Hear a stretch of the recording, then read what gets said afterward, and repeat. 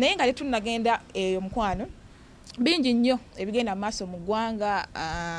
Aba Next Media tubasaasirako nnyo bamikwano abafiiriddwa abantu bammwe kibi nnyo ddala kitalo nnyo era nga Makona akyaliyo mu case clinic e Mengo naye abo abatambuza obutambi nga mugamba musimanya Makona yafudde naye nga mufa kibaddiya Makona gyali era nga ku nkya ya leero ntegeezeddwako nti teri n'omu akkirizibwa Makona waali okuggyako aba Next Media boka ate nga oli manager oba nga oli mu office nene olw'ensonga nti mufulumya amawulire agatali matuufu ne muvaayo ne mubika omwana ttu mu kifo ky'okumusabirako ate mwe mugamba musimanyanga Makona yafudde. So bamikwano tweyongera omusabira gyali mulamu lwakuba nti era ntegeezeddwako mu ICU yaggiddwayo ekitegeeza nti agenda akola ki agenda akuba ku matu n'ebya Honorable Namere bikutte wansi ne waggulu abantu b'e Masaka bamutabukidde ne bamugamba ovaayo otya n'ovuma Omuganda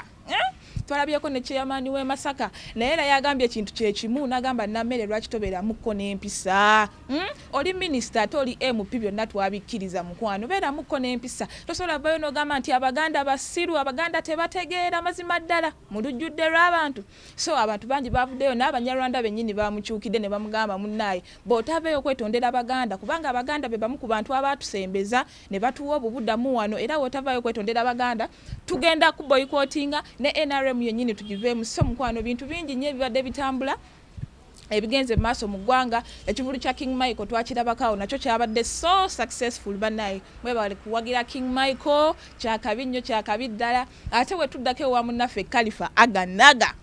ebyayogeddwa byabadde bingi kati simanyi oba mwe musinziira ku kyogamba nti Khalifa ekivulu kyamusaze gw'omanyi ki nti oba abantu abazze ye be yabadde ayagala omanyi ki oba ssente ze yaggyemu ye ze yabadde ayagala. So mukwano ensi girabe nga bw'ogiraba ye wabanga Khalifa tannavayo ogamba nti bannaye empanise ekivulu kyansaze gwe olwaki otuwa obukakafu ogamba nti ekivulu omusajja kyamusaze naye ng'abaaliyo was it forest resort Rezaya mwebale nnyo okubeera nti muwagira omwana waffe oyo Khalifa Aganaga kyakabi nnyo kyakabi ddala.